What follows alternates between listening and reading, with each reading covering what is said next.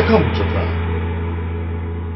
Welcome to another edition of Why Come Japan. I'm your host, Mr. Radrey, where I interview creatives here inside or outside of Japan. Today is inside Japan, Tokyo, Japan.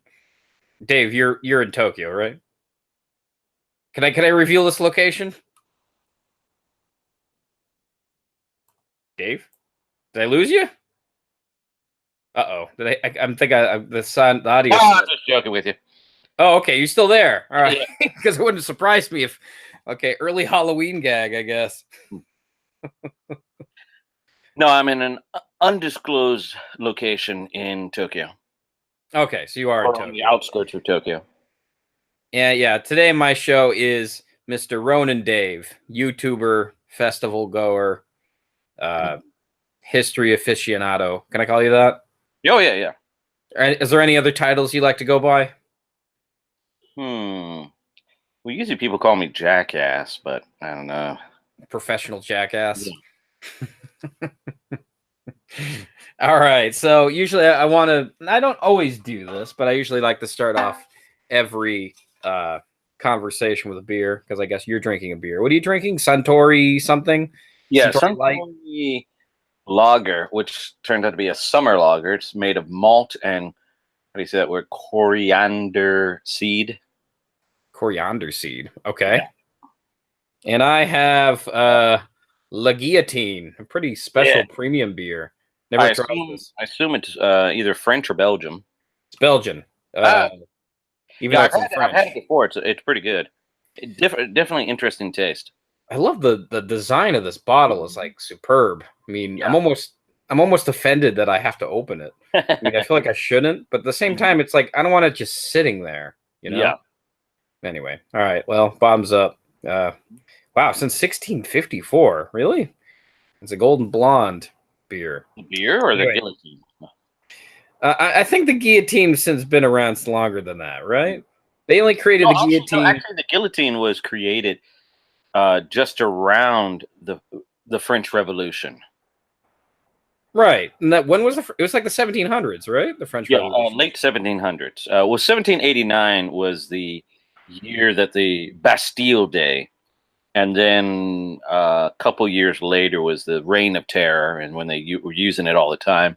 I'm not sure if Dr. Guillotine, if he was just before the Revolution or he was executed during the Revolution. Supposedly, the irony is that he was executed by his own instrument of death. I don't know if that's true or not, but it makes a nice story. Oh, wait, so I didn't even know this. So the guillotine's named after a guy named Guillotine. Yeah, Dr. Guillotine. What a name to have. I'm Dr. Guillotine. Well, I don't know. It's probably like people with like kind of funny sounding names. They don't really mean anything to you until like they're associated with something. Yeah, exactly. Guillotine before that meant nothing until they made this device. Yeah, I'm just using my Hitler, you know? That's what I was thinking the same thing before. Hitler was just like Smith. Yeah, right. It just meant to hit someone. People who hit things.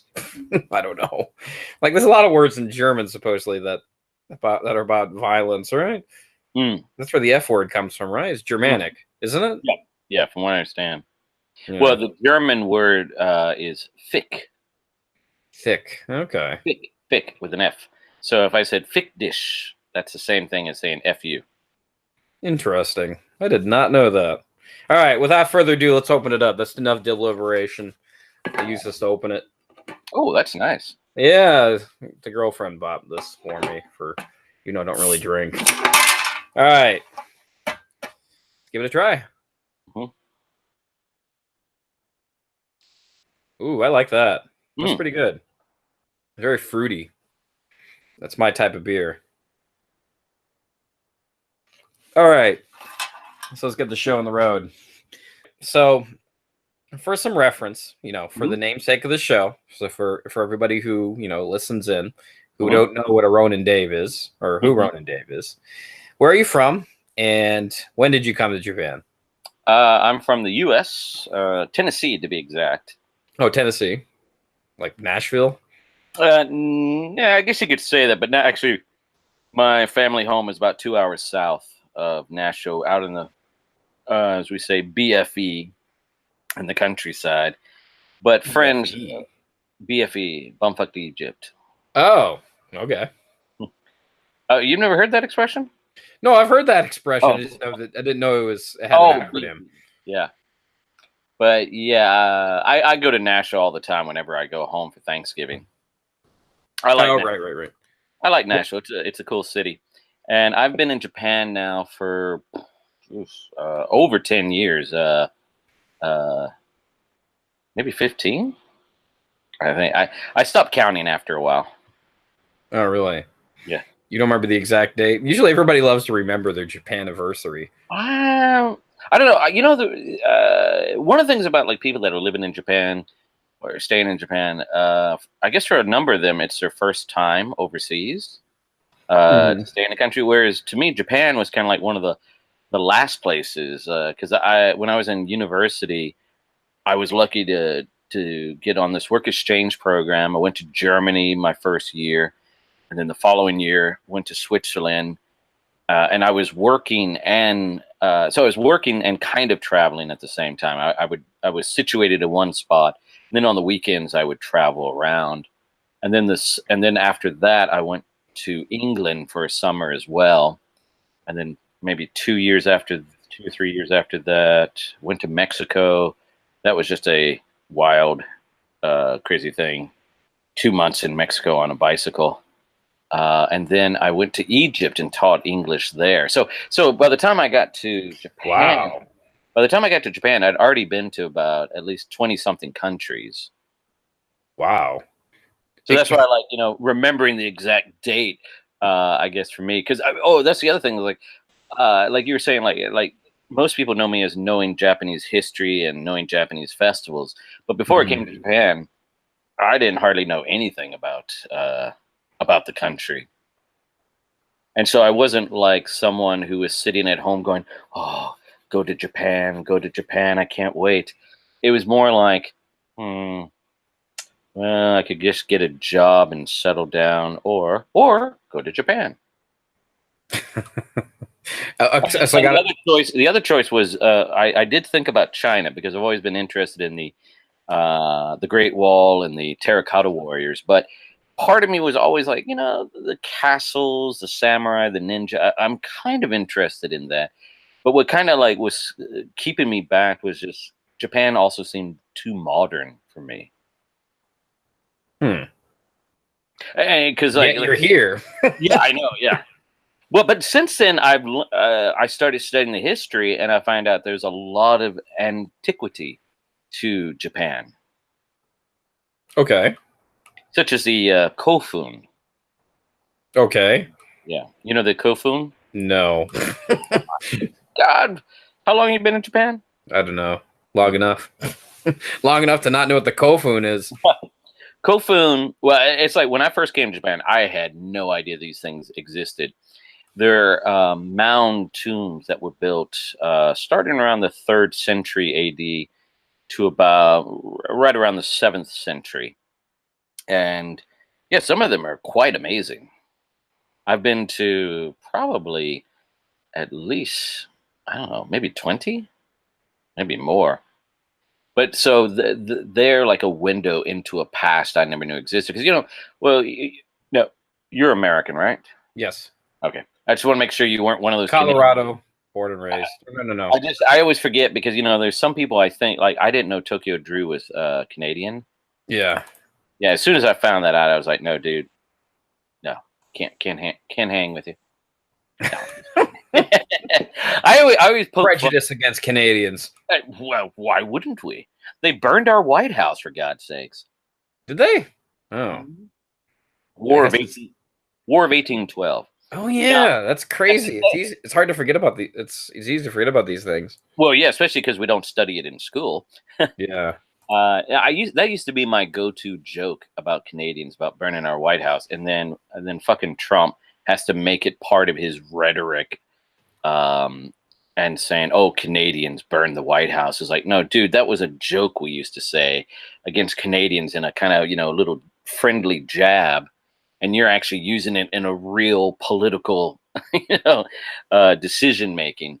At that time, Canada wasn't Canada as we know it. It was still part of the British armed forces. So technically it was the British. It was just British soldiers from the Canadian provinces, mainly, who burned the White House in the War of 1812.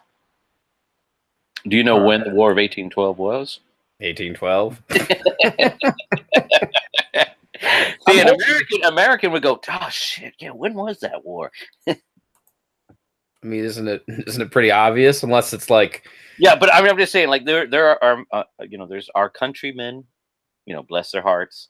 You say, when was the War of 1812? And like, geez, yeah, I remember studying that in school. When was that? what's this, Jimmy Kimmel or something? Going to like the random people and asking them like basic questions. Yeah. I don't know. I always feel like there's those things are set up or something. I can't believe people are that stupid. Like they kind of throw them off intentionally or something. I would hope so. I would hope so. But anyway, so I was saying, Kofuns. Yeah, Kofuns, mound tombs. They look like a key. Looks like a keyhole. Yes. I'm looking at it here on. Yeah, you do know Kofuns. No, I just typed it up on Google right now. I'm looking at it. This is crazy. I've never seen anything like this. Oh yeah, they're pretty awesome. I have 2 or 3 videos of Kofun. 2 of them are on like a music concert in front of one. They restored one out in Fuchu. Mm-hmm. Yeah, there's one that was built in the 6th century, and they restored it in the last 10 years.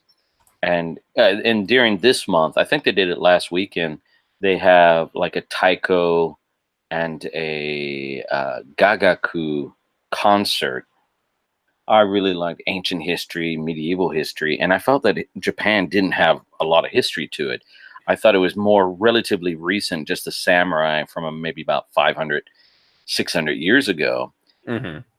And for the most part, most of what I thought about Japan was things like Sony, anime, electronics, Mitsubishi, and what I would see of Tokyo was just this urban landscape. Mm-hmm. So I was reluctant, but when I first came to Japan, actually what got me studying Japanese history is I went down to Kamakura once, and I read on a signboard that Kamakura was the military capital of Japan from the 12th century to the 14th century, and I was like, what? Because I knew like the basics, that Kyoto was the old capital and Tokyo was the new capital. I knew that much. Yeah.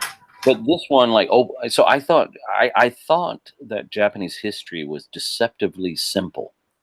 That there was an emperor, then there was a military guy, shogun, and then an emperor again. Oh, okay, easy peasy, Japanesey. And then when I saw that in Kamakura, I was like, whoa. I realized there was a whole other history, and the more I wanted to find out more about that time period, which led me into the Genpei War, which preceded the Kamakura period. It was a war between 2 samurai families. Right. And that kind of like I was kind of like studying backwards and forwards, like what happened after the Kamakura period, what happened before. And eventually, like what happened before led me way back into history, both their ancient texts of the Nihon Shoki Kojiki, where they write about the creation of Japan and the beginning of the Japanese emperor. Yokai and everything. Yeah. And at the same time, going into archaeology and learning about Jomon, Yayoi, Kofun culture, that kind of thing. And just like being blown away because I had no idea this stuff existed. Can I ask you what your job was that had you moving from place to place? Oh, no. This was when I was in university.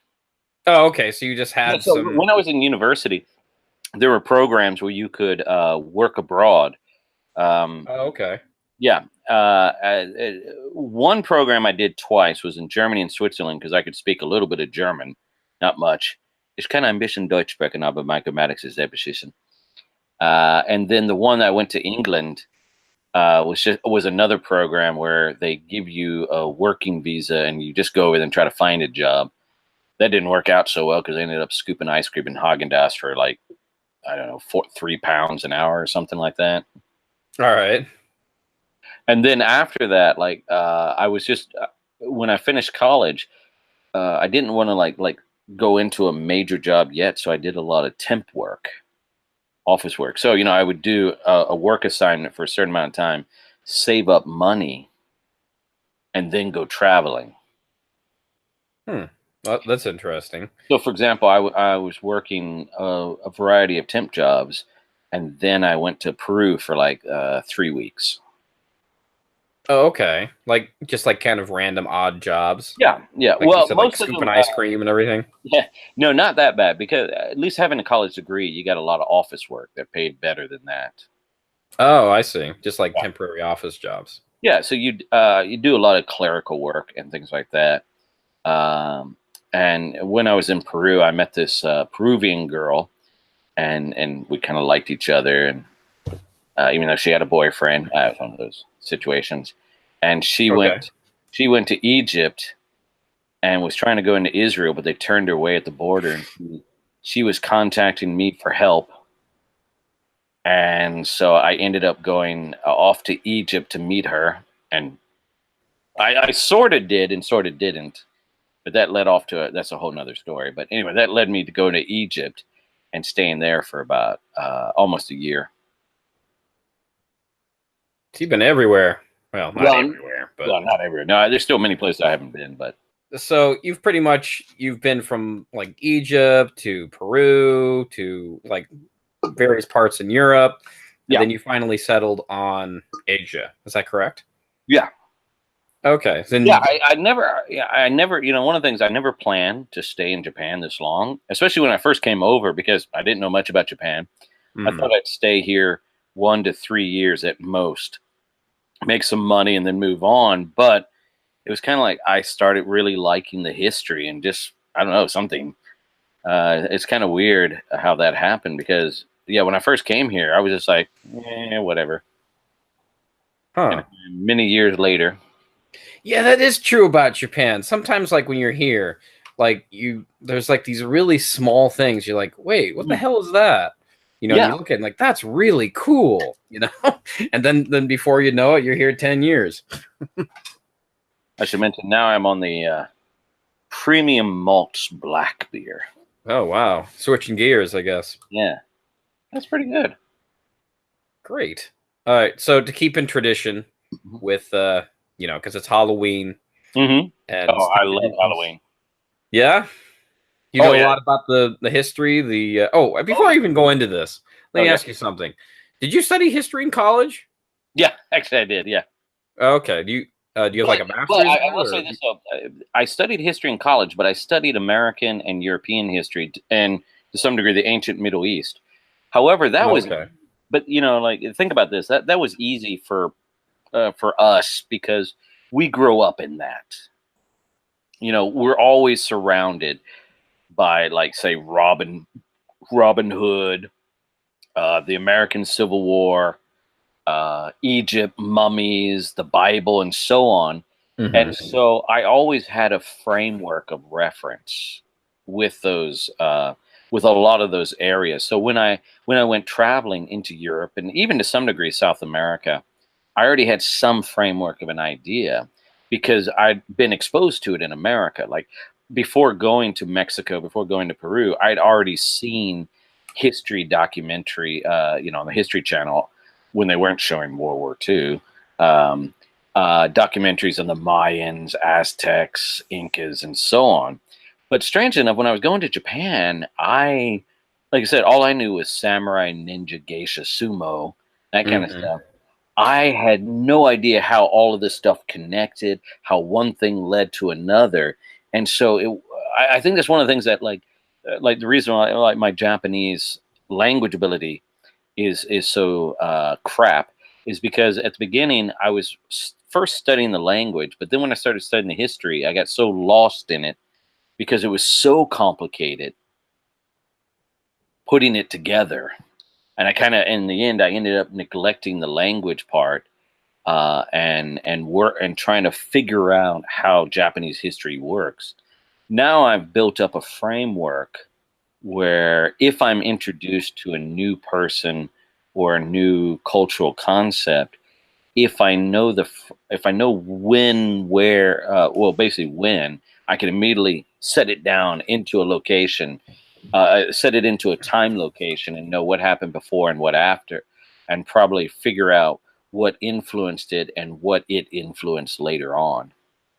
Right, right. But it took time. It wasn't like something I did right away. Like, one of the difficulty things when studying the history of, like, say, ancient Egypt or ancient Mexico, where they have these really long, complicated names, you get in the habit of speed reading. You read the first 4 or 5 letters of a name, and then you're like, okay, I know this name. I can keep going.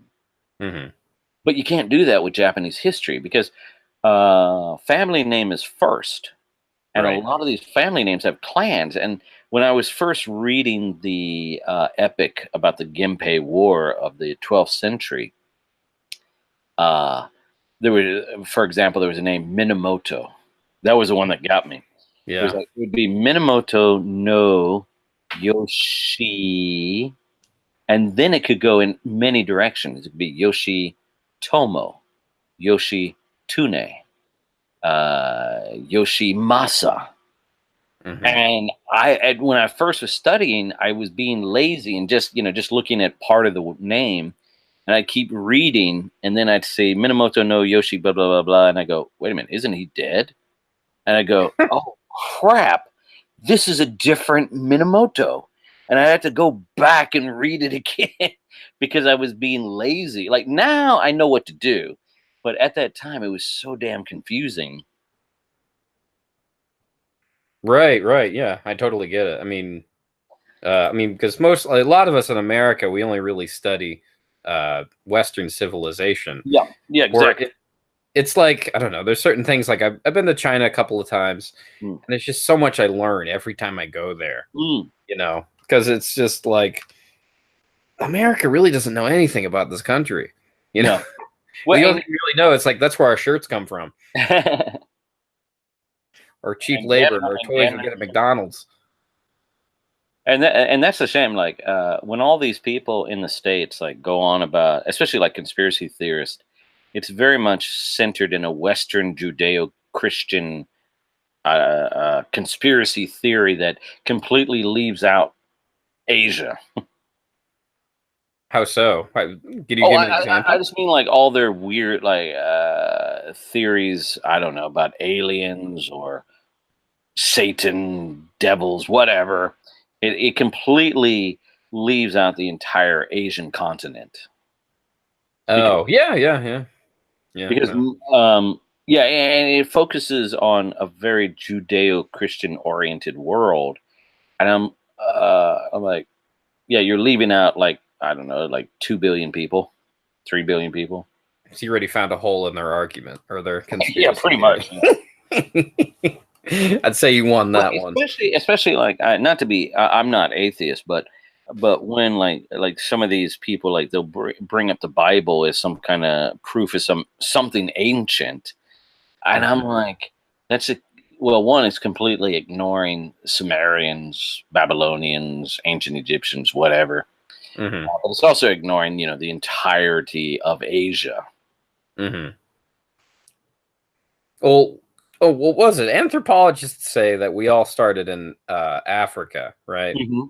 And that we eventually moved over to, China and all the rest of the world, other parts of the world. Of course, there's been recently there's been some conflict with that idea, or at least when that happened. Mm-hmm. When I was growing up, it was 60,000 years ago is when modern humans were supposed to have come onto the scene, but now I think it's pushed back to 300,000 years. Oh, yeah, okay. Really. Yeah. Here's something really odd. I mean, you can debunk this right away on live here on air, but this is something I heard from a friend of mine who's a big historian, who loves history, much like yourself. He was telling me something, that there is some Chinese. Some people in China believe that people originated in China.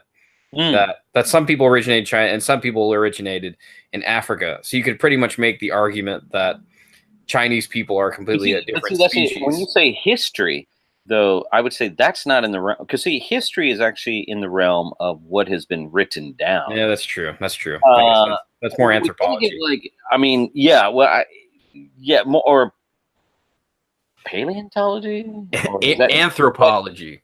The okay? study. Well, I was thinking like, or is paleontology Is it dinosaurs? paleontology? I don't know. But yeah, when I you're guess I got to get it right. because like history is dealing more with the written history of humans. I mean, to some degree, the prehistory as well, but there's not a lot to study. That's more archaeology.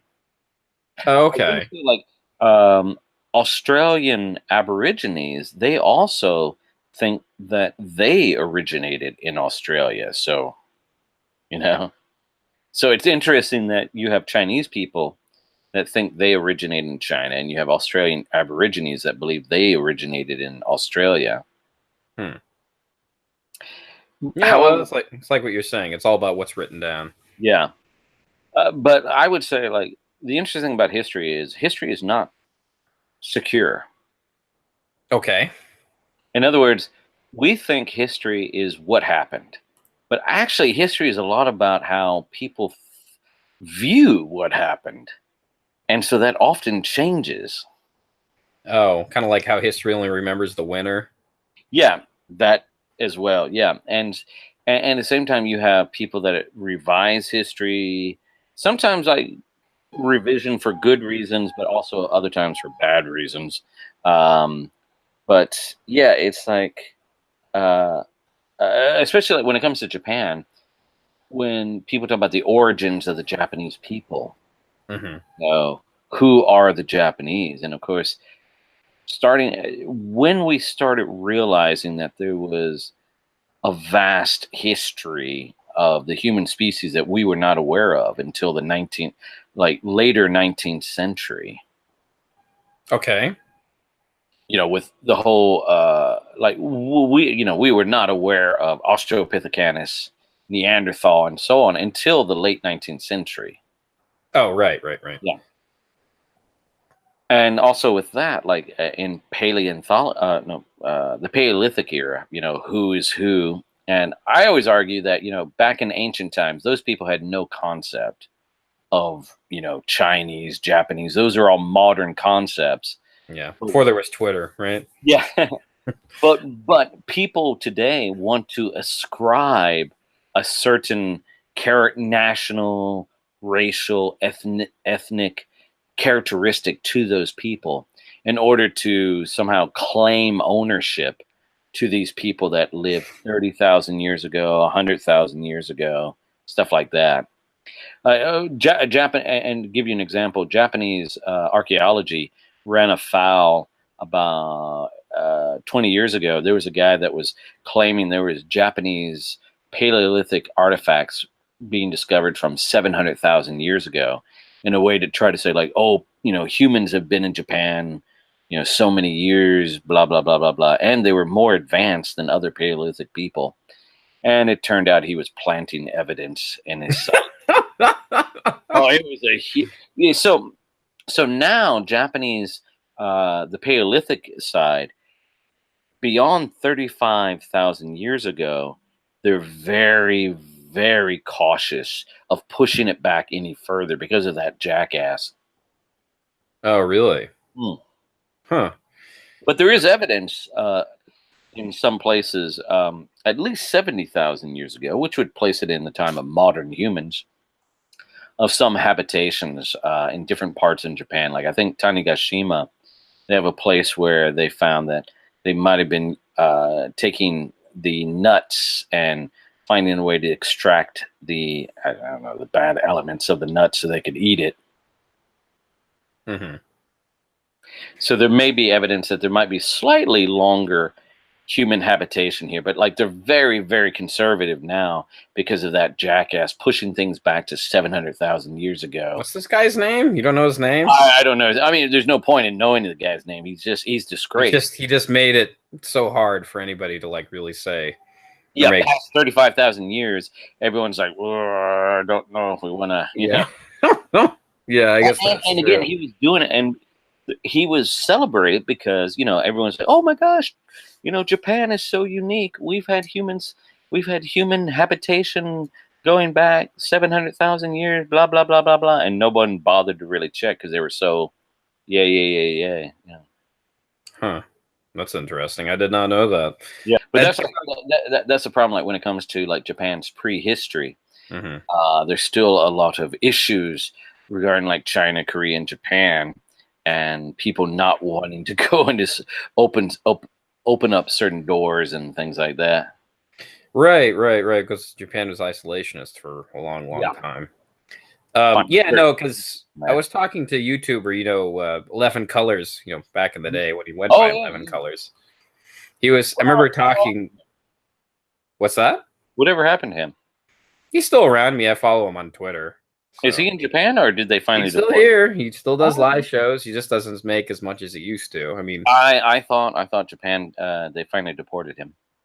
Oh, why would they deport him? I mean, because I kept calling immigration. I said, "This is the man you need to deport."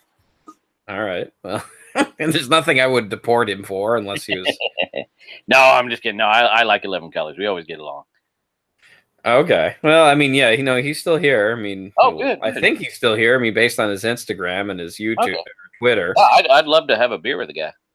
Maybe we should have him on this show eventually. You know, just to reconnect with him. He's actually one of the. I think he was. Oh, no. One of the. I would say he's in that group of early J vlogger generation. Yeah, back when YouTube was more fun. I mean, yeah. I mean, I guess you could still argue that it's still fun today, but today it just feels like they really push the whole job aspect of it these days. Like, you got to do this. You got to say that, please subscribe 11 times in your video, you know? Just these certain things, like where they tell you to remind you to do certain things. Like, you know how sometimes when you go to like LinkedIn or one of these pages and it says your profile is 75% finished, you know? And it's sort of like, that's kind of how I feel like YouTube's kind of pushing on us. Like saying, you need to push people to subscribe and put your Patreon links on there and, you know, and all this bullshit, you know? Anyway. And how they jump down your throat for anything remotely copyright or just they feel is controversial. And well, I don't know. They've gotten better about that recently. I think, anyway. Well, I was going to say, like, I had one video pulled that I'm still pissed off about. One of your questions you wanted to ask me is like, what's the most controversial video? And originally we were talking about like that. For some reference for people listeners out there, I usually sometimes throw questions at my guests, you know, to get the okay. So just for people to understand the process. Anyway, continue. Sorry. Yeah, like some people think it's the Halloween train videos, but I've never had a problem with YouTube on those Halloween train videos. It just netted me a few haters. And one psycho stalker, 10 years now. But other than that, actually the one video that got a lot of shit and got me in a bit of trouble was the bull sumo in Shikoku. And I'm really upset about that one. And this video is where bulls come together and push on each other. Yeah. Until one gives up.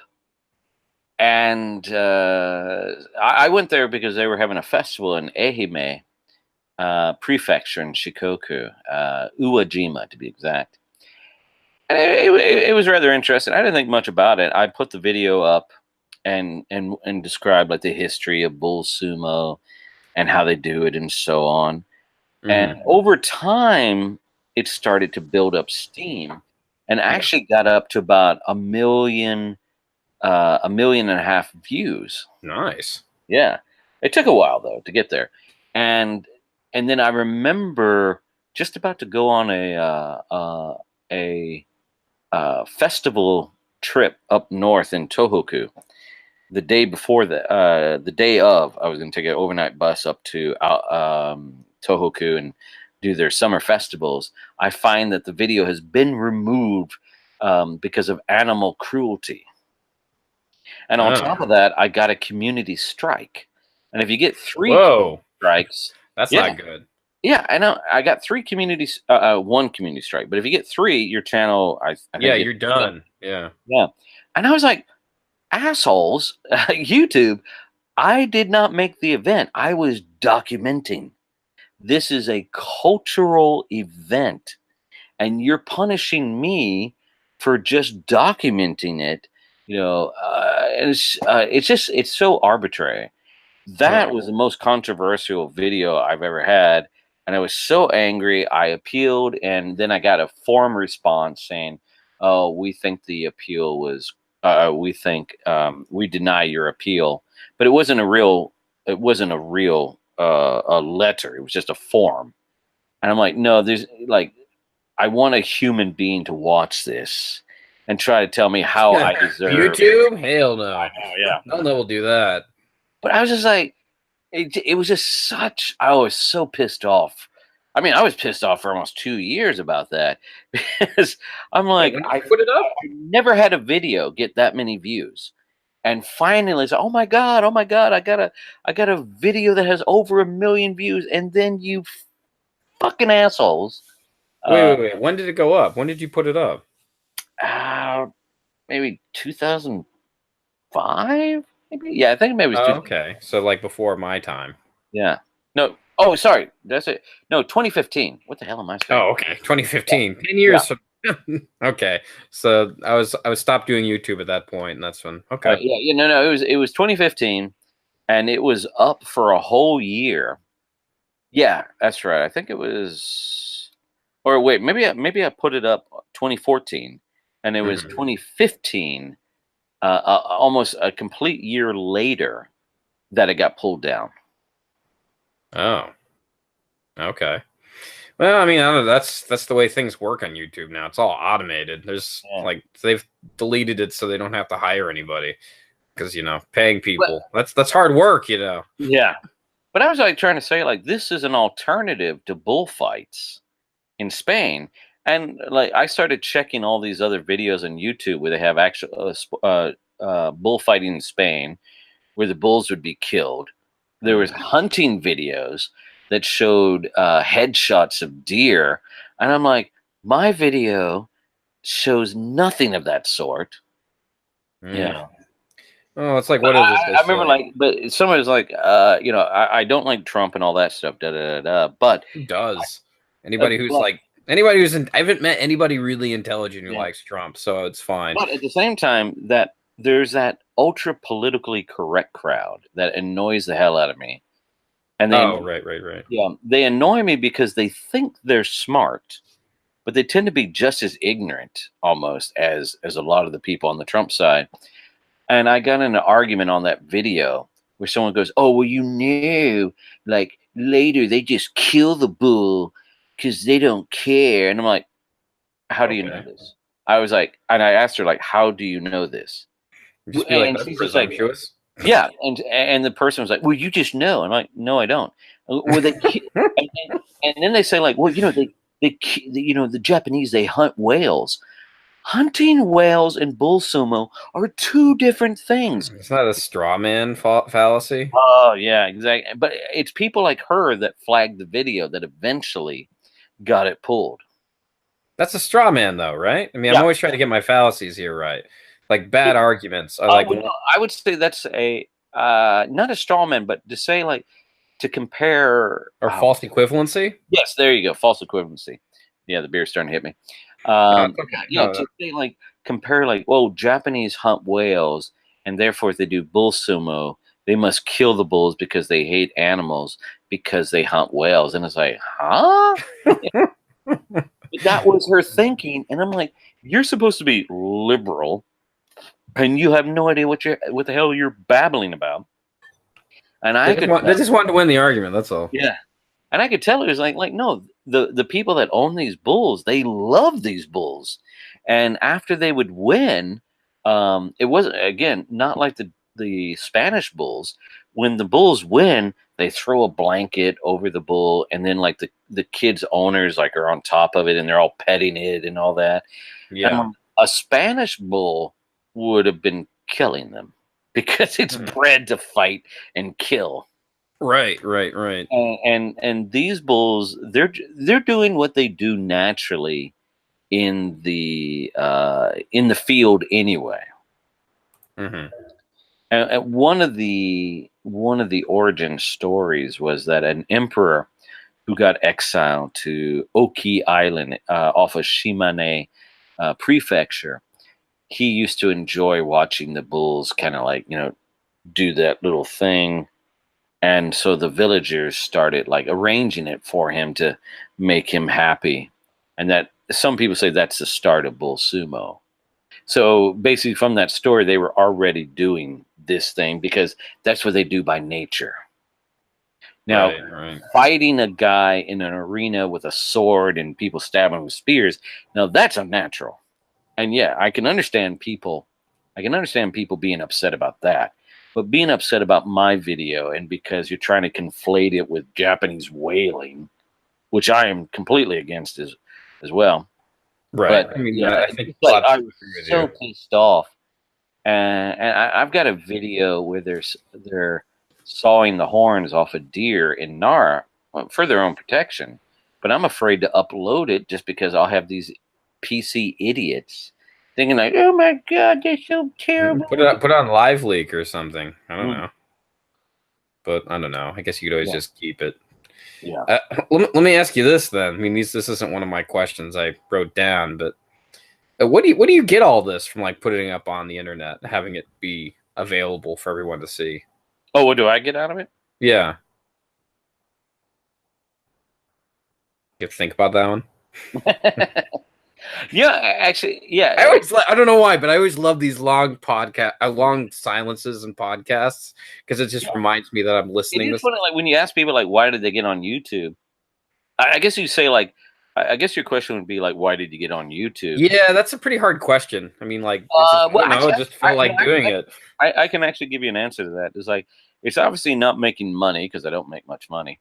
Right. Um, A lot of us don't. Majority I of us don't, I'd say. I stumbled upon YouTube, and originally I was writing blogs, and I found that YouTube was a good way to upload like these unedited short videos from my camera. I didn't have a video camera at that time, but one of those just little digital cameras that Hmm. can shoot a bit of video. Yeah. And so I would just upload it onto YouTube and then embed it into my blog or whatnot. And Right. I remember like that first year, whenever I'd get a subscriber, I was like, okay. Yeah, that's kind of how I feel too. I mean, Yeah, well, this is back in 2006. As I joined in April 2006. okay. So I'm almost like I think I may have joined actually before Victor did. Give me a break, man. Right, right, right, right. So Oh no, of course I know who that is. Yeah. so I actually might be the oldest J vlogger. I mean, time YouTube wise. Even older than Eric Surf 6, Oh friend of well, the show. not in age wise, but just In terms of YouTube, I think yeah. he It depends. started in 2006. Yeah, I can't remember. Like I might, if I'm not the oldest one that started on YouTube back in, because like I said, mine was April 8th. April 8th, coincidentally enough, is Buddha's birthday. I uploaded my first like just clip, which was just a Yabusame video of a guy racing past, hitting the target, in Takanababa. Okay, But I see. but obviously Victor figured out YouTube sooner than I did because he was already Yeah. yeah. Oh well, yeah. I mean, YouTube was kind of a different beast at that point. Yeah. And like I said, for me, it was just a place to store some videos. And as I said, whenever I'd get a subscriber, I was like, Oh okay. hi. I didn't even know what a subscriber was.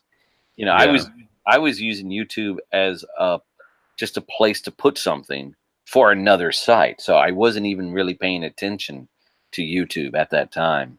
Okay, so kind of just mostly using it for storage and Yeah. It maybe wasn't sharing as well.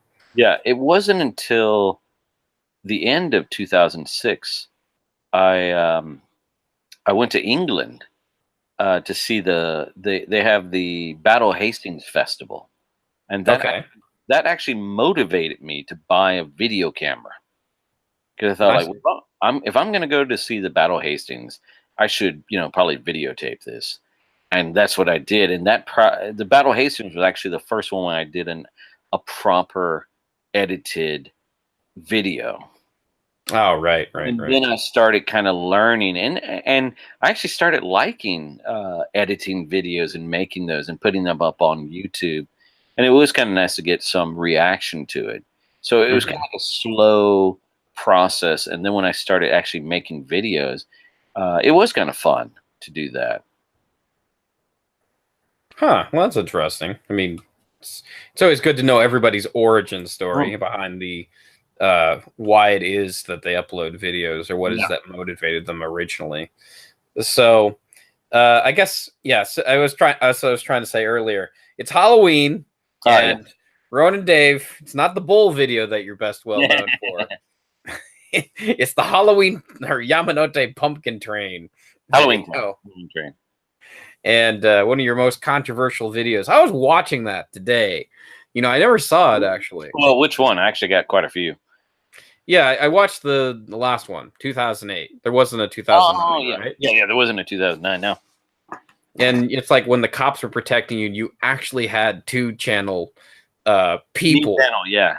hanging around you. That was creepy. Yeah, Like those guys were a bit weird. a bit, and it's like at first I was like thinking, like Dave, what are you doing? Why are you putting them on the video? Like why are you filming them? And then I'm looking at them like there's tons of them. Of course you have to film them. You know. Yeah, yeah. You can always spot them because the other people are like, "Wee," and they're like, Yeah, yeah, no, building they're yeah, complete like poker face, right? yeah, yeah. It's funny. Neat Something Channel. bad From what I understand, Neat Channel hated me for a while, but I haven't heard anything from them. Probably because if they check my channel now, I've got so much stuff that's like so Japanese that they can't say, "Oh, this gaijin hates Japan." It's like, oh, he's been to more festivals than I've even heard of. Yeah. So, what is it? What the first video you did of the Halloween Pumpkin Train Yeah. was back in 2007, 2005? No, actually, 2000. I think it was in 2006. Oh, okay. Yeah, it And was. I mean, in 2000, the 2008 video is the Oh, one I it was watched. like the first. Well, actually, the first Halloween train I rode on was almost like my first year here was 2005, and Oh, okay. I had again like digital camera footage, just the that I later uploaded, but the first video on YouTube was 2006 after I did a video, I think, of Battle Hastings. And yeah, I did like just a little short video using like classical music or something like that. That was on Microsoft Word. At that time, I was using a PC. Mm-hmm. I used the music that just happened to be there. Yeah. Oh, I see. Okay, so I mean, in this video that I watched, I'll link it down in the description below so people Now, are you talking know about what the I'm talking about. 2008? 2008 one. You Yeah. actually met up with some of the organizers who organized the. Yeah, that one particularly, but they were not the ones that organized the previous ones. Oh, I'm sure. It seemed like the Halloween Pumpkin Train at the time was just kind of independently organized. Yeah. Can I say that? Oh yeah, definitely. Yeah. Now I was gonna say, like, from what I understand, it was in the 2000. It was what's the word I'm looking for? Revival of the Halloween train. 2000, like the year Oh no, not 2000. 2000, but in the 2000s. Okay. So for what I understand, like when I was doing, I have one video on there that's like a documentary about the Halloween train, and I interviewed this one guy, a long-term resident in Japan, who remembered the Halloween train back in the 90s. Okay. And when I was doing research, this on one website I was on, one guy said, an old timer said he thinks that the Halloween train might have started in the late 70s in the disco era. Crazy. And that there was a Halloween train running in the 80s. The one that a number of slightly older old timers was in the 90s. That was where it got a little bit more. There's a fact, there is a YouTube video, I think, of a Halloween train from 94. Huh. Okay. Yeah, and then so there was I don't know how long, but there was a period of time where there wasn't a Halloween train, and apparently this, I don't know who, but somebody revived it, I think in either 2004 or 2005, and it ran until 2008. And I don't know if there's been another one since. In like 2009, there was an attempt, but this one scary group of right-wingers showed up, and it scared everybody off. Oh, well, I mean, I saw in the video that you did. I mean, I was watching pretty thoroughly. You had like police protection and at that time. And then I think it's because like things apparently like Nichan was making physical threats of violence. Oh, right. Yeah, you were saying that in the video. Yeah. And I would say one of the reasons why I got a lot of shit for the Halloween train was because both certain Japanese and foreigners, foreigners in Japan, were trying to write it off as just a bunch of drunk foreigners making asses of themselves. Mm-hmm. But my videos generally showed a kind of more happy atmosphere of both Japanese and foreigners and Japanese who were enjoying the train, and even people on the train that weren't part of it that were enjoying it. And so my video kind of ruined their argument against it, because I interviewed a number of people, both participating and non-participating, and so it looked a lot more harmless than this particular wanted to make it out to be. And that's why I got a lot of shit, just because, like, you say this train is horrible, blah, blah, blah, blah, but I saw this guy's video and it doesn't look that bad. Right. Well, I mean, what is it? Then in 2009, it doesn't exist anymore. You don't have a 2009 Halloween train video. What happened? Right-wing group showed up. You can find videos. You can find videos on YouTube where this group went onto the train and they were complaining about Halloween. And this is what's hilarious now, because you know how Halloween has become in Japan now.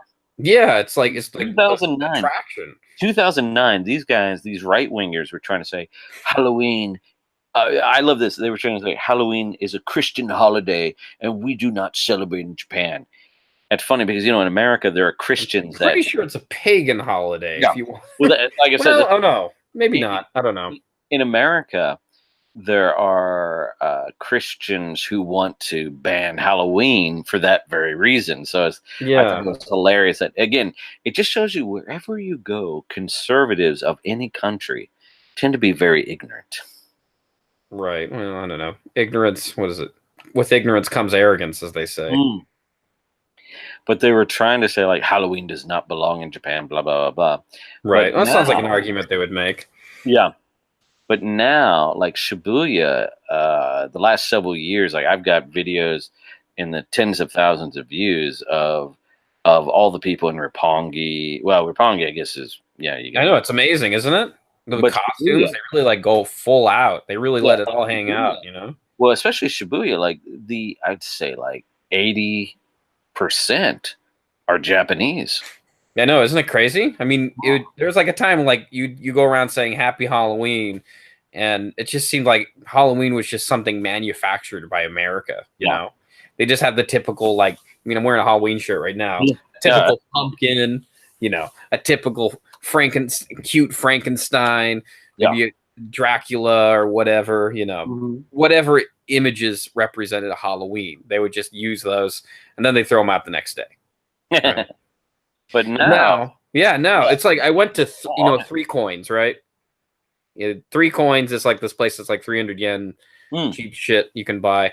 It was August 29th, and they already had Halloween stuff. And that's what I find funny is like on certain websites who still have these crusty gaijin who are saying, Halloween is an American thing. It shouldn't be in Japan. I don't like it. And I was like, well, Okay. apparently a lot of Japanese like it. I don't know. You just mix it in with cosplay and bada Yeah. bing, bada boom. Well, You that's know? what I'm saying. Is like, the reason why Halloween took off, they have one, they have a cosplay culture, but two, they also have yokai. The Mhm. whole monsters and ghost, and so they already have a rich pantheon of monsters and ghosts to choose from for Halloween. And I think it's funny because when I was growing up as a kid, Japan was already influencing our Halloween with ninja, Yeah. geisha, Samurai. and then later Power Rangers and anime and so on. So yeah, it's like like Japan and Halloween easily go together. Yeah, no, definitely.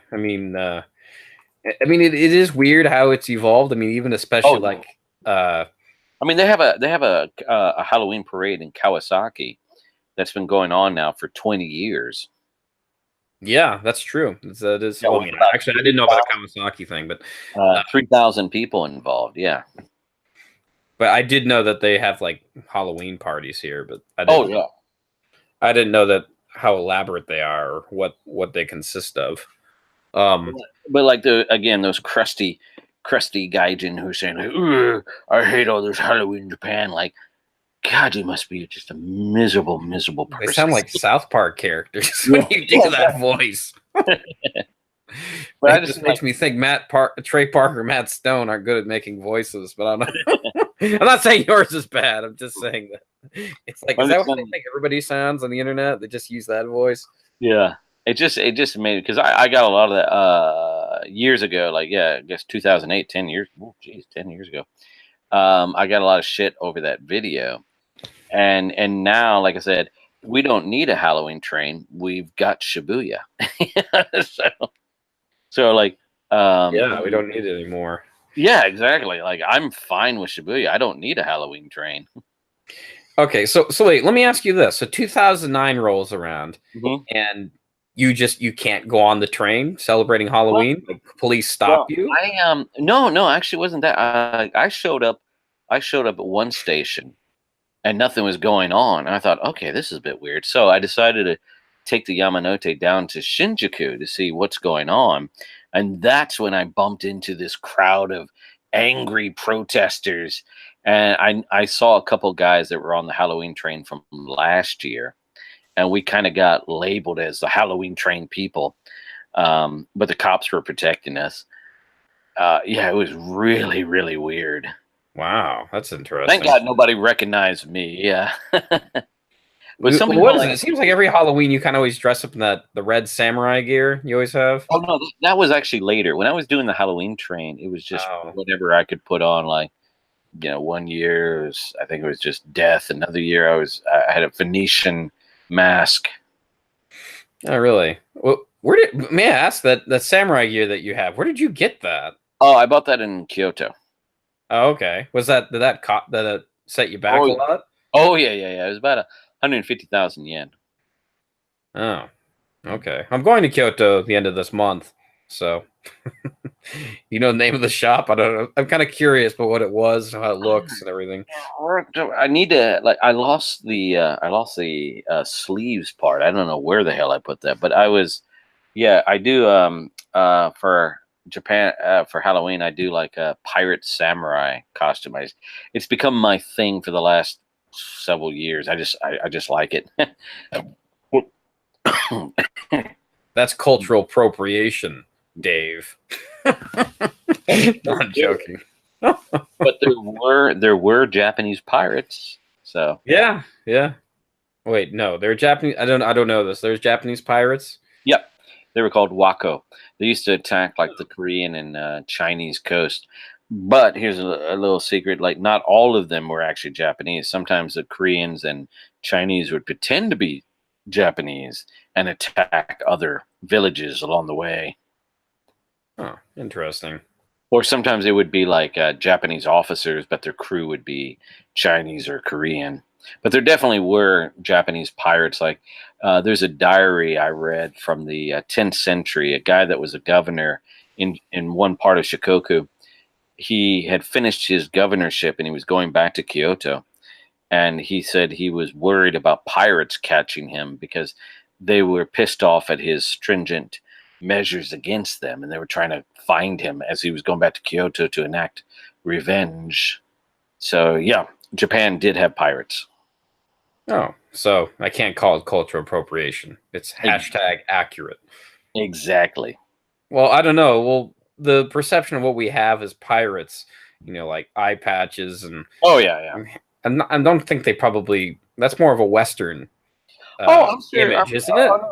Date Masamune had an eye patch. Oh, did he? Okay. Yeah. I'm completely illiterate. I mean, I'm completely unaware of the history of Japanese pirates. He lost his eye to an illness, and I think he took his eye out. I'm not sure, but he had an eye patch, and so he's famous for having an eye patch. Good to know. Huh. Well, I didn't think I'd learn about Japanese pirates tonight. Okay, so basically, it didn't even start. So the Halloween train didn't even continue in 2010 either. It was just, it died in 2009 just because everybody was too afraid of the Nichan people. Exactly. Okay. Yeah. Well, no. At that time, it wasn't the Nichan people. The Nichan people showed up in 2008, but they just kind of stood around, like looking. Yeah. Well, not befuddled. What's the best adjective? Just condescendingly looking at you. Not even condescending, like just that stone face nothingness, like yeah. But no, 2009 is when these angry people showed up, like older than Nichan, because most of the Nichan people were oh man, when you get the old people, it's done. Yeah, no, it was. Yeah, I remember seeing this video. This one guy with his bullhorn yelling at on his bullhorn, yelling at this one ticket official guy, and I'm like, dude, he doesn't have anything to do with the Halloween train. I don't know why you. And he was like right next to him, just going blah blah blah blah blah, and the guy's just. I don't know, man. You look at some of these salary men; they're like one step away from like Michael Douglas and falling down. Yeah. Well, yeah, that's what happened. They got to vent their stress somewhere, I guess. You've seen that movie, right? Falling Down, where he goes ape shit about he's a businessman. Well, that's what happened in Akihabara. Yeah, well, I mean, was he a businessman? He was a salary man. Yeah, he was a and then he lost his shit, and then he thought he was fired or something. I can't remember the whole story. I don't remember. I think he was just some weirdo, and just Yeah, that's pretty atypical of Japan. You don't see big events like that. It's not like the United States where you're like, oh, look, another school shooting. Yeah. It's like, you want to read this one? Nah, it's the same as the last one. Yeah, and that's like, I remember when I would argue against some conservatives about gun control or whatever, and I would mention I'm in Japan and say, well, have fun. Watch out for someone stabbing you. I thought, all right, well, okay. Yeah, since that happens, nobody no reports of people being stabbed. You don't. It's really atypical of that happening. It's so once a month. Rare. Yeah. Whereas, like, God, a mass shooting in America, especially a school shooting, I just got to the point like I don't even bother looking anymore because I'm like, oh well, another one. It's just like people really love their guns in the U.S. So I mean, it's kind of become a staple of the culture in a sad way. And and they think they need their guns because the government's gonna go rogue. But at the same time, Trump is the head of that government, so why should they need guns? I don't, Well, I mean, it's been in the news, hasn't it? That like Smith and Wesson and there's a couple of other gun companies like they're losing money. What? They're losing money right now. Smith and Wesson. There's another one actually gone down because the Republicans in charge. Obama was the best gun salesman because these nuts thought, "Oh my God, he's going to come for our guns," and he never did. And you ended up buying a bunch of guns and making some executives happy. Yeah, well, was it something like more guns were sold during the Obama Yeah. administration than like any other administration, like in the United States? I think it was that, right? If I had no soul, I would have invested in Smith and Wesson during that time. Yeah. Yeah, I guess so. All right, let's switch gears again here. All So right. a majority of your videos kind of involve some kind of festival. Yeah. Yeah. What would you say that makes what's that? I've become quite a festival nut. Yeah, no. I mean, I totally get it. I mean, they're still a lot of fun to go to all of them, and you learn things and here and there. Yeah, I remember before, like when I was a kid, I used to find it really tiring going to festivals and learning about these things, like about Native Americans and things like that. It wasn't until like I actually started watching more YouTube videos. Get this. I was I was watching this one YouTuber named Gaijin Goomba, right, who kind of mixes video games and culture like together, and he really crafted really interesting stories, and it kind of gave me this like different perspective of like actually going to festivals and enjoying them and learning about different things and how they're important to culture and like real life situations and how tradition kind of, you know, and tradition and religion, how they kind of form and mold us as people, you know. More so than you'd really think about, because like normally you go to like, I remember going to like some of these old tradition or like traditional Native American dances in my home state of Colorado, because like we see these Native American dances, like this is so boring. Can we go home? Right. And like now that I don't know, maybe it's just an old man thing, but now because like with a different perspective, it's like understanding how important some of this is. So it's like humans, like what makes us human. You know, it is very interesting. A lot about building community, and especially a lot of these festivals are agricultural based, and so you need a community to have agriculture, and these festivals help build bonds in the community and make them tighter and so on.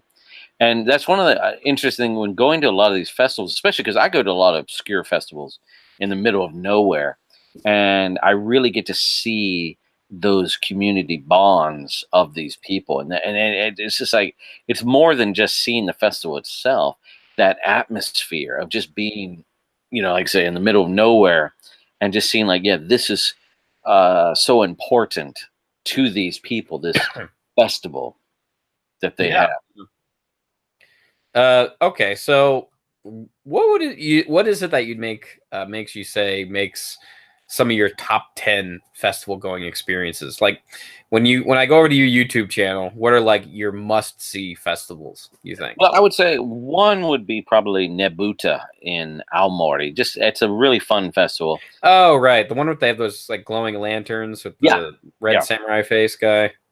Yeah, where like they build these floats out of Japanese paper and they have lights underneath them and creates like a whole scene. That's I've been to that festival like 7 times. That's really enjoyable. Another festival, I would say just right off the top of my head, like in the middle of nowhere, is in Niigata.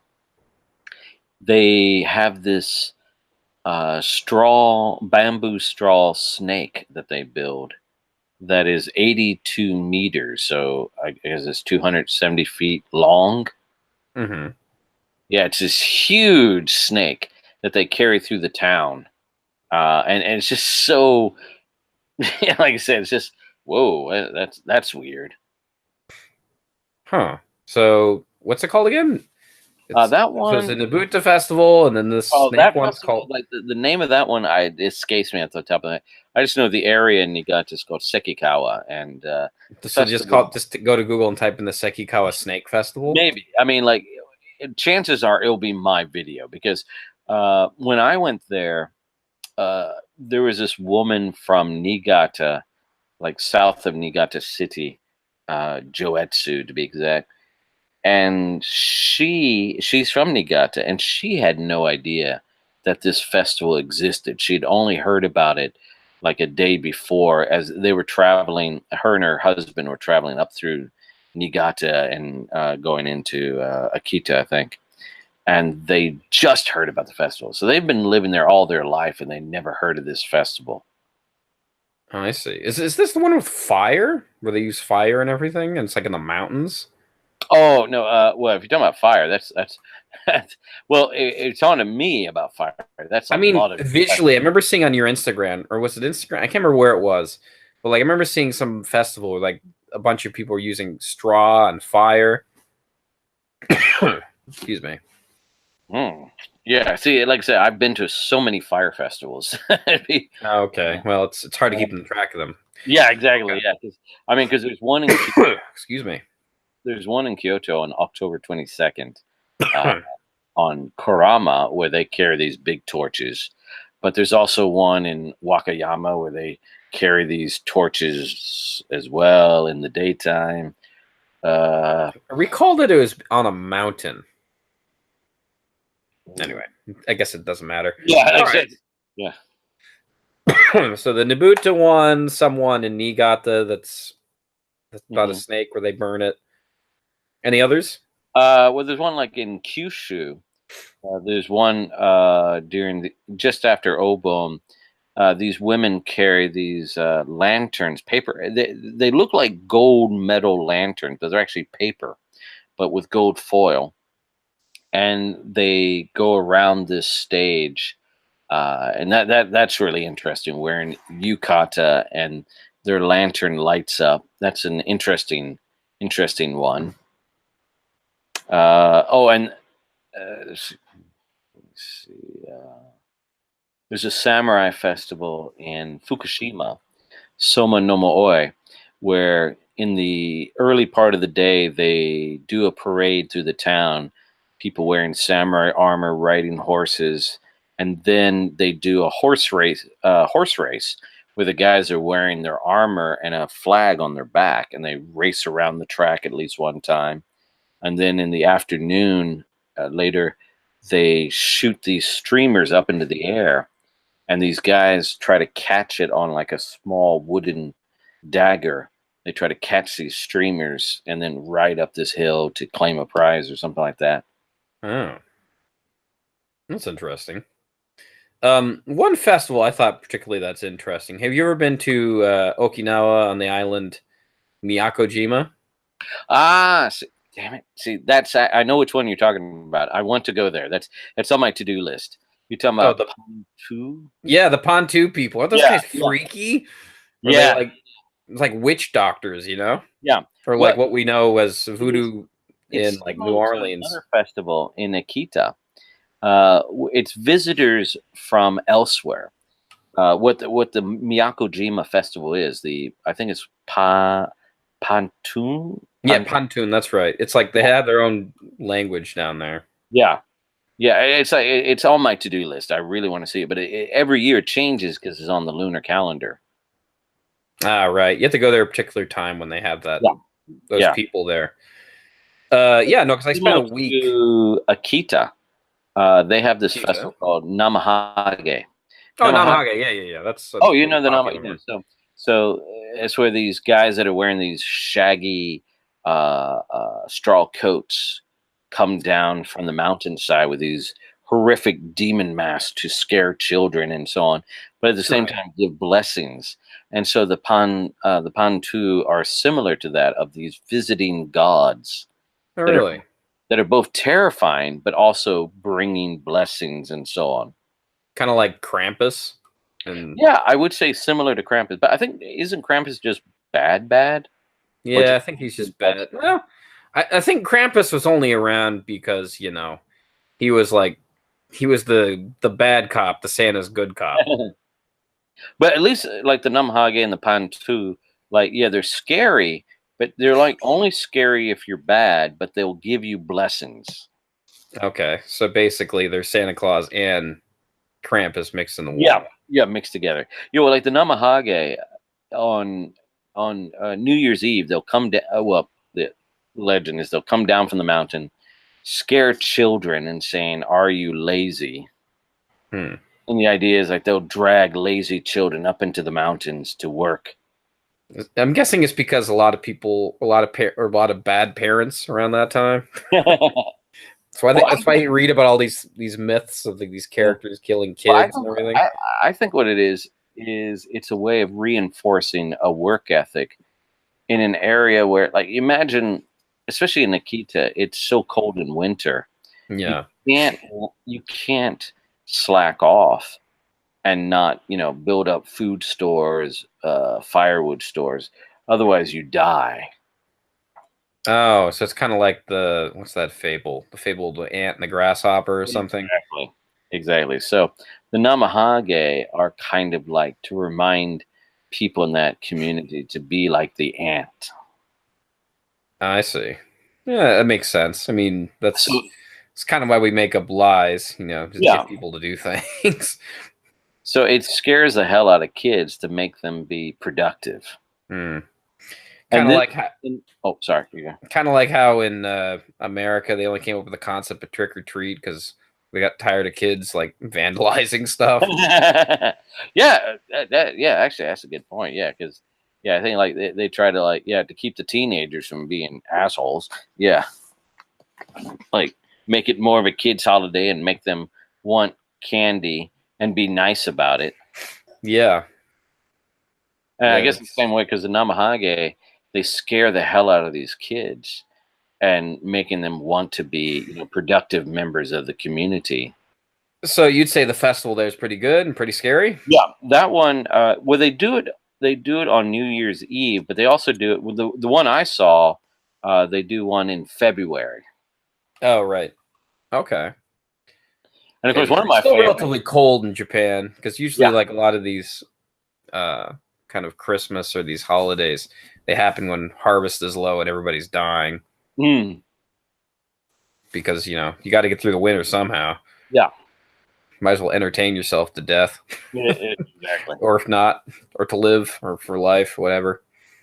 But one of my favorite kind of festivals, and many of the same type, is Setsubun. Oh, right, right, right.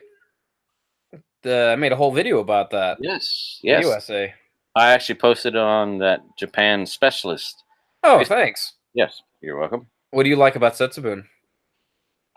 Well, that's a whole big unpackaging thing. Yeah, Setsubun, I always say it's like Halloween, New Year's, and Groundhog all rolled up into one. Yeah, I could see that. I mean, Yeah, it's because all about welcoming of the new season yeah, by throwing beans at a demon. yeah, and also because after that they throw beans, and in other places they throw all kinds of goodies to the people gathered there. So like Halloween, getting free food, essentially. Yeah. And then the other thing about Halloween, of course, dressing up as a devil. Right, right, right. And of course, New Year's, because Setsubun used to be New Year's Eve of the old Chinese lunar calendar.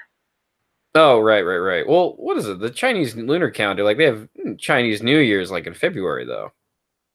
Well, Well, I I guess mean, around the same time, I yeah. guess. Well, the lunar calendar, it's always changing. Sometimes in Yeah, January, that's true. sometimes in February. But the original Setsubun was exactly New Year's Eve of the Chinese calendar. And since they adopted the Western calendar, Setsubun has just been set on February 3rd. Oh, okay. Well, keep it to tradition, right? Yeah. And then that's why I say it's like Groundhog's Day, because it's the day after Groundhog's Day, but of course it would be simultaneous because February 3rd here would be February 2nd in America.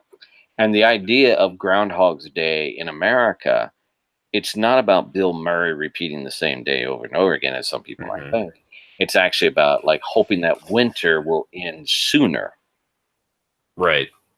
And part of the Setsubun ritual is they also call it like a spring ritual. Right, right, right. Which, Opening up the new season. yeah, which even by the Chinese calendar, whenever the New Year's is, it's still winter, regardless of whether it's in January or February. And I think it's like Groundhog Day. It's wishful thinking. They want winter to end soon. The difference is in America or Germany, where apparently Groundhog Day originally came from. They're just hoping that the actions of a groundhog will tell them that winter is coming. Winter will end soon, or we'll be stuck with it. Wait, what? The mythos of Groundhog Day starts in Germany? I believe so, yeah. Oh. And the idea is that it will tell us if winter will last longer or it will end sooner. But in Japan, it's kind of like they are chasing winter out when they throw those beans because... Right, that's why they're made of fire. Yeah. But what? I mean, let's say they cook them, they saute them. Oh, yeah. Yeah. I see what you're talking about, like dried beans. Yeah, dried soybeans. Yeah. Yeah. Well, I guess, they're dry. That's true. Yeah, they're not throwing edamame at them. Yeah. That's for drinking beer. But yeah, okay. they're throwing those beans at them, driving the devils out. And since the devils, personify like bad luck, illness, and you can even say winter, it is kind of like a proactive Groundhog's Day. I also compare it to when saying, why do beans work on devils? The idea sounds kind of ludicrous. Yeah, right? Like, I don't like... But when I started doing research and folklore and so on, it's similar to why vampires don't like garlic. Mm-hmm. You think these vampires who have superhuman strength can turn into bats, turn into mist, hypnotize people, but garlic, ooh. Well, why don't they like garlic? I don't even know. I would say it's like going back to children. Getting children to realize that, like garlic to children is horrible. Is it? Oh, I guess so. I guess if you ate just a clove of garlic, then yeah. Well, I mean, it's great for cooking. But when children's taste buds are developing, the sweet buds come in first. That's why children really, yeah. That's why children love sweets so much. But then you reach a certain age where you're like, yeah, sweets are okay, but you don't feel the same. It's not the same when you were a kid because your taste buds change. For example, for a lot of men, we'd be happy with ribs and steak and beer. Mm-hmm. But when we were kids, we would love, candy bars, sweets, chocolates, and so on. Because because our sweet buds were so strong at that time. Mm-hmm. And to try to get kids to kind of eat healthy food. So, for example, with the vampire's main thing is they want blood. And the main thing about a vampire is it's a pale individual. Mm-hmm. They look like a person who doesn't have blood. Mm-hmm. And in many ways, I could say vampirism is kind of like a blood disease. One of those where they don't have anemia. Okay. Yeah, they don't have a lot of red blood cells or whatnot. Oh, like sickle cell anemia? I don't know about that one, but well, that's an African disease, but yeah. Oh, but I was thinking more like when you eat garlic is good for the blood, good for the heart, and so it pumps your blood more. So you tend to be instead of being pale and your hands being icy cold like a vampire, it's going to be warmer because garlic promotes healthy blood circulation. So it's kind of like by eating the garlic, you keep that vampire away from you. Does that make sense? I guess so. Sorry, I was looking up a picture of sickle cell anemia. It had nothing to do with I guess it has nothing to do with looking pale. So wait, say that again? So basically, vampires, the whole thing is they need blood, and they're very pale, cold individuals. Like their hands are very cold, their face is pale. If they were human, you would think of them as someone who has poor blood circulation. Oh. But things like garlic promote healthy blood circulation. Oh, does it?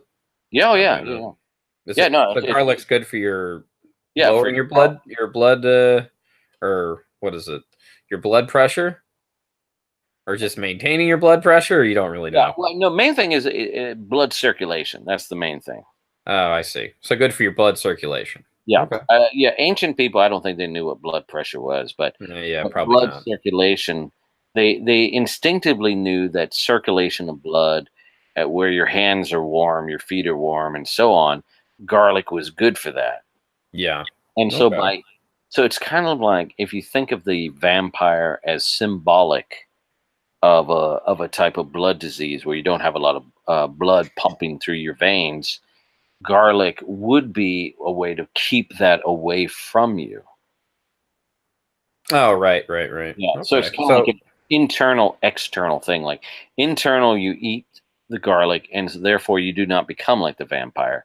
And then that becomes in the mythos the exterior where you use garlic just to show the vampire and they stay away.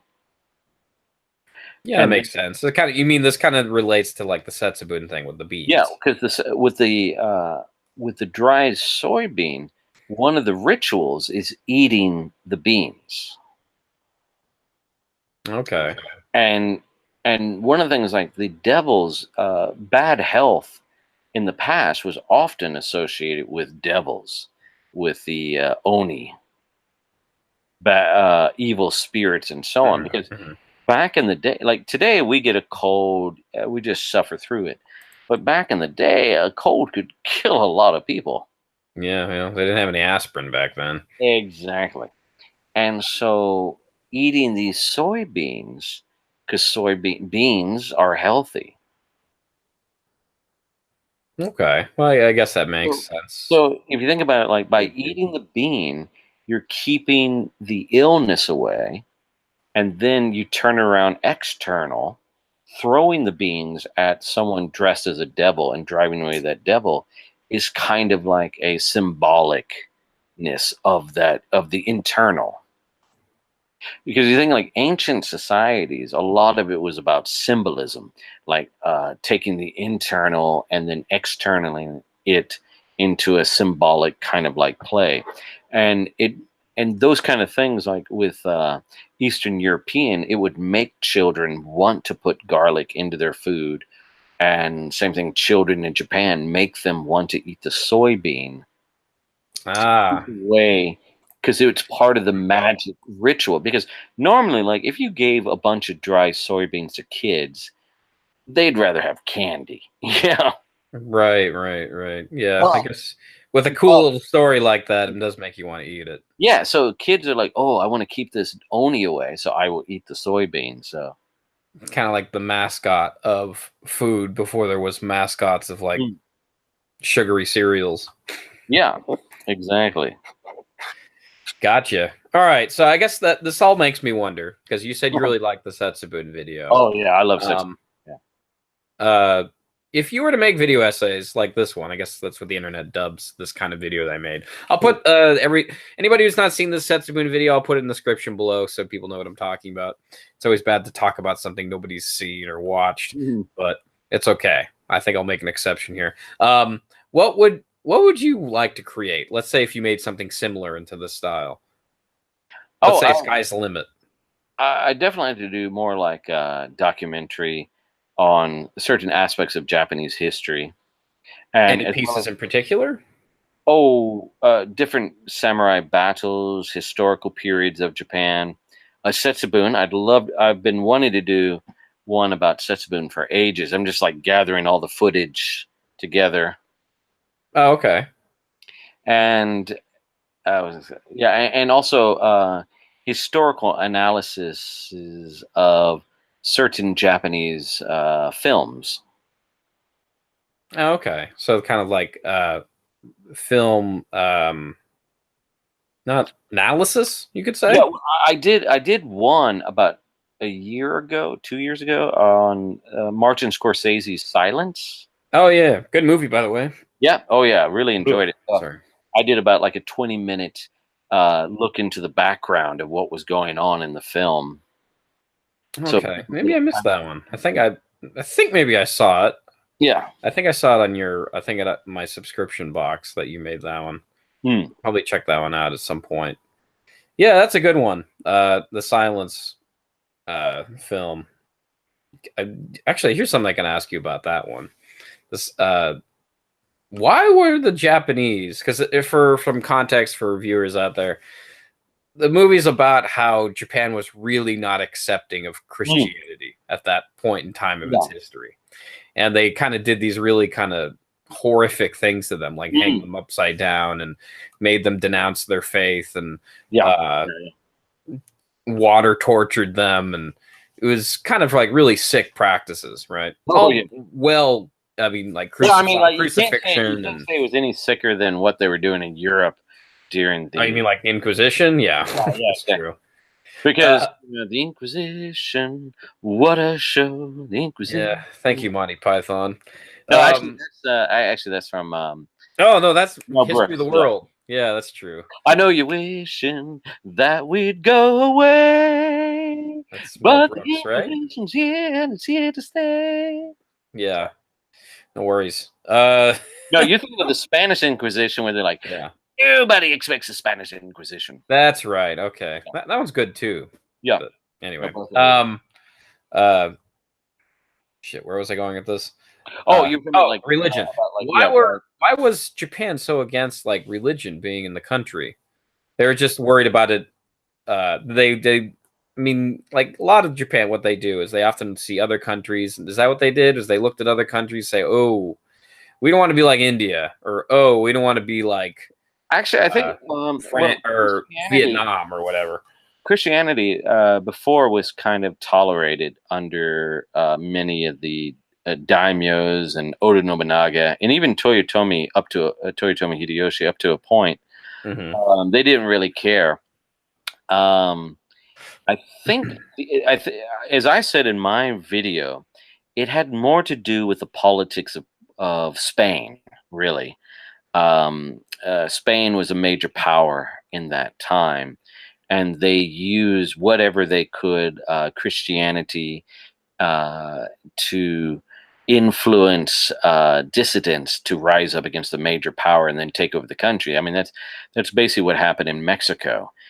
Cortez and that group got a lot of native allies to join them against the Aztecs. And one of the worries in Japan, supposedly a story that happened, I want to say in the 1590s, a Spanish captain let it loose. He was upset that his ship had been seized or something like that, and said, why are we tolerating this? Why don't we just do what we've done in other countries and back one guy and just take over the country and do what we want to do? And the Japanese authorities heard that, and that's been passed on down the line. And that's why they were very wary of Christians, which really was Catholic. And Catholic meant to them Spanish. Oh, okay. Spanish. Well, these are the Jesuits. They were Portuguese. Yeah. Well, and see, that was another weird issue, as I talked about in the video. You had this whole, like, the Jesuits maintained the monopoly, and then Spanish missionaries came in, the Dominicans, the Franciscans, and it was the Jesuits that tried to get the Japanese authorities to turn against the Franciscans and the Dominicans. Okay. So it wasn't, in the beginning, it wasn't just Japanese against Christians in general. It was Jesuits influencing that. But then later, with the arrival of William Adams, an English pilot who is the main character of James Clavell's novel Shogun, under the name of Blackthorn, he, being a Protestant, told Tokugawa Ieyasu, hey, this is how things are in Europe, and the Spanish don't control everything, and this whole thing is a bunch of nonsense, blah, blah, blah, blah, blah, blah. And of course, Tokugawa Ieyasu became the first shogun of the Tokugawa dynasty, and they treated the Christian thing just as, okay, this is a Spanish thing, Spanish, Portuguese, whatever, together, and they didn't want them being a fifth column element in the country. Interesting. I did not know that. Okay. So basically, Oh, you were gonna say? Japan was, so they kind of heard through the grapevine Hmm. that Yeah, thanks to William Adams. Yeah. wait, who's William Adams again? William Adams was the English pilot that came to Japan in Oh, 16. you mean the what Shogun's based on? Yeah, yeah, Oh, exactly. okay. No, I mean before William Adams. Uh, the reason why they really didn't want religion in their country was because they heard through the grapevine that like all these Spaniard guys, they're no good. Well, yeah, there was some, yeah, because Toyotomi Yoshi, 3 or 4 years before William Adams arrived, he actually ordered the execution of a number of religious people in Nagasaki. But none of them were, as far as I know, were Jesuits. So that one in particular, that was more Jesuit influenced. But they didn't realize they were mucking up the waters. And then when William Adams arrived, he was able just to, like, they, at that point, they didn't care, Jesuit, Franciscan, Dominican, they were all the same in their eyes. Because from William Adams, who was Protestant, they were all Catholic. Ah, gotcha.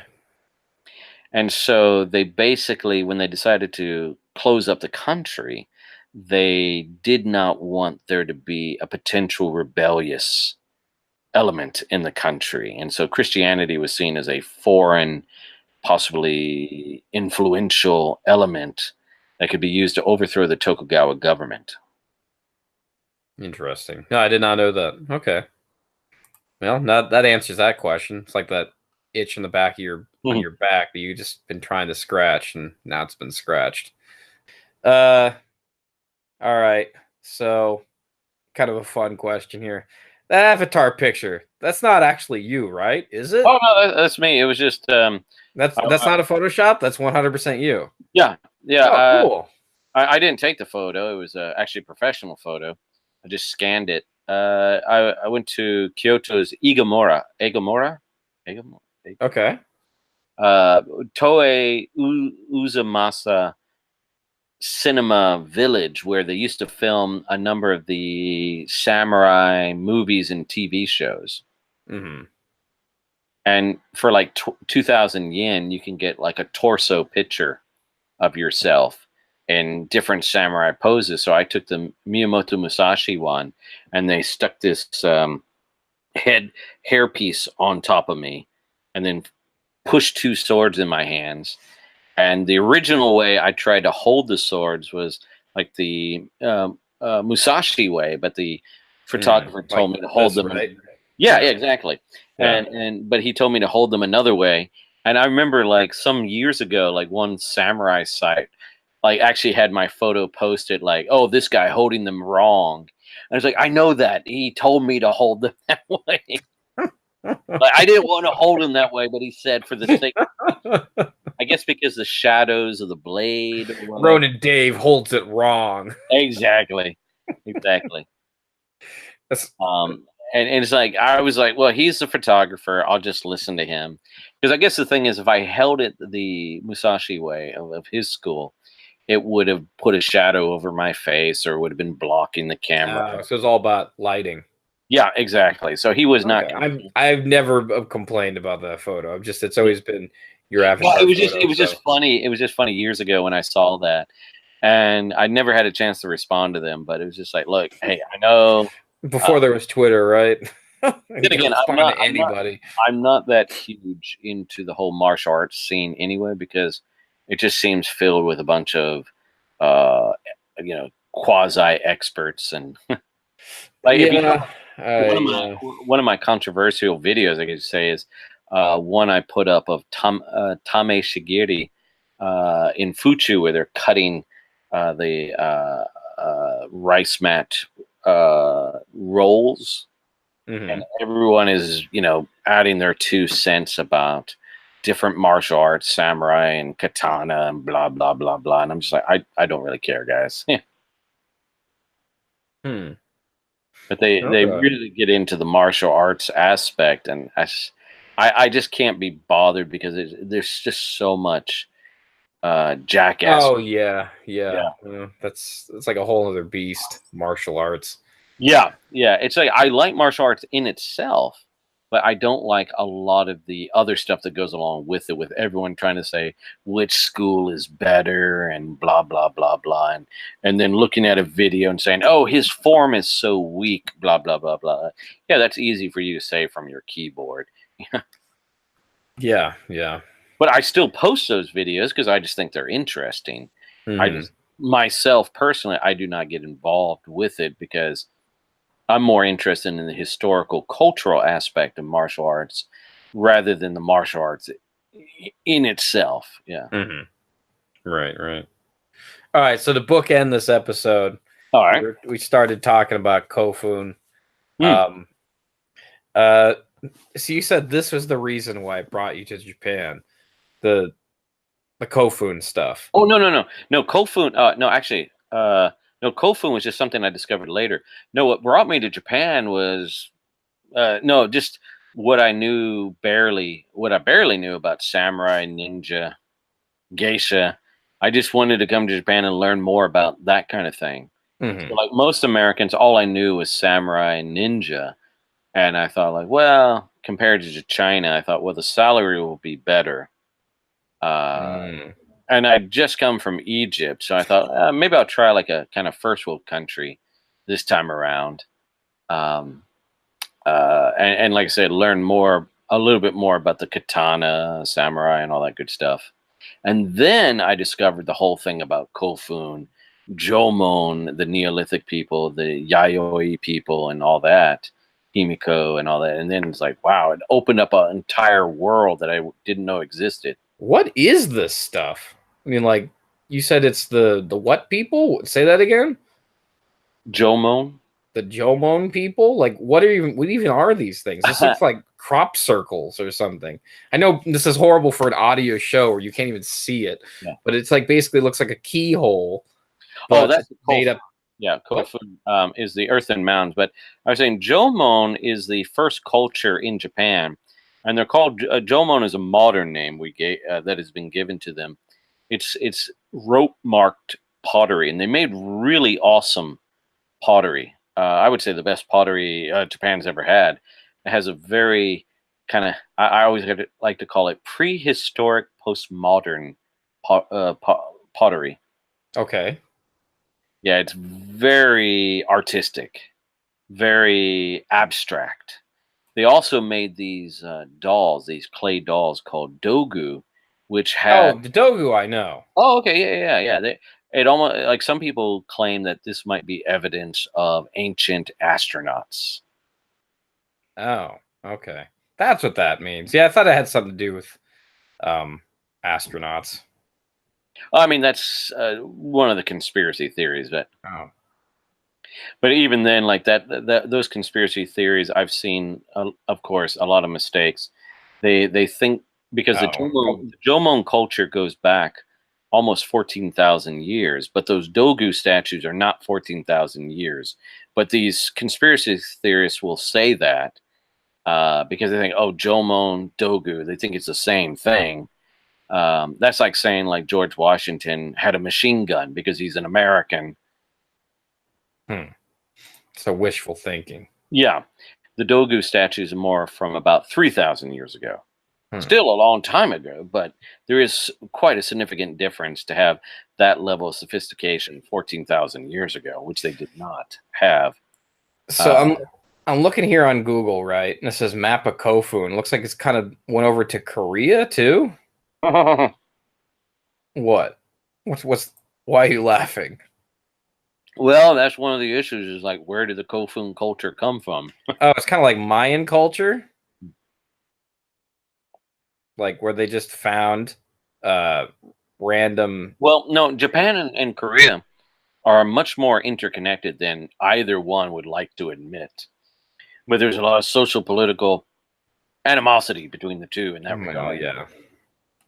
One And thing about man and his history is man never remembers his history. So, as they say, or like, yeah, man wants to kind of reinvent his history to fit certain revisionist. Yeah. narratives. Yeah.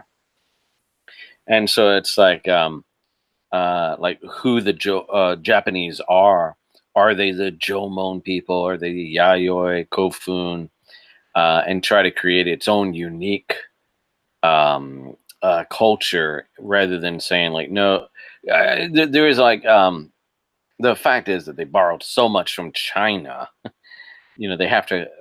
There was a period in the Meiji period in the 19th century when they overthrew the shogun and they tried to go back to Japan as it was before Buddhism even came into Japan. They tried to go back to a Shinto root they felt existed in the Jomon era, and they couldn't really find it. But there was the desire to cut out all foreign elements. Huh. Well, yeah, that's pretty much every society. And I mean, during that time. I mean, not that time. Huh? So they didn't want to admit any possible connections with China and Korea as influencing their ancient ancestors. Oh, I see. Yeah. Kind of like a purge in a way. Oh, yeah. So like the Kofun, like the idea of that starting in Korea and then coming over to Japan. Ooh, let's just kind of change those facts and say well, you got me curious about it now. Now I'm reading all about it on Google and trying to figure out what it is, like why this even exists. Yeah, exactly. Yeah. This kind of reminds me like of an augmented reality video game. Where it's like, what do these words mean? Can you figure out the puzzle?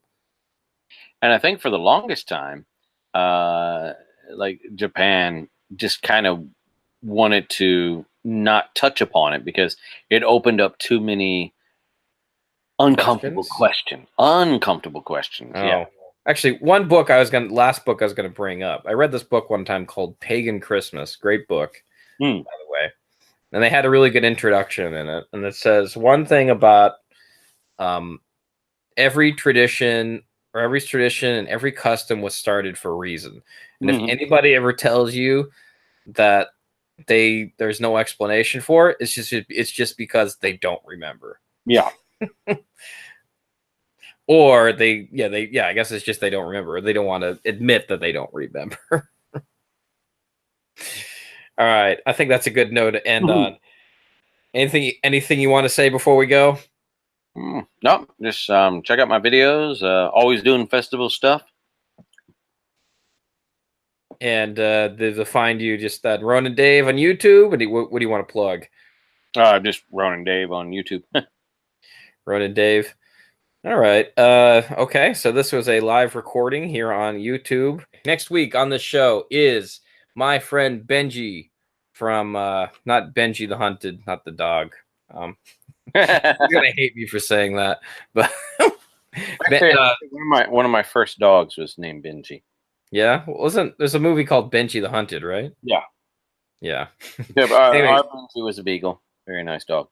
Yeah, next week on the show is Benji from Atlas Kane Graphics. He does a freelance graphic designer here in Tokyo, Japan, and he'll be on here next week. And until then, my name is Radrey and RoninDave, and I'll see you guys next time. All right. See you. Bye.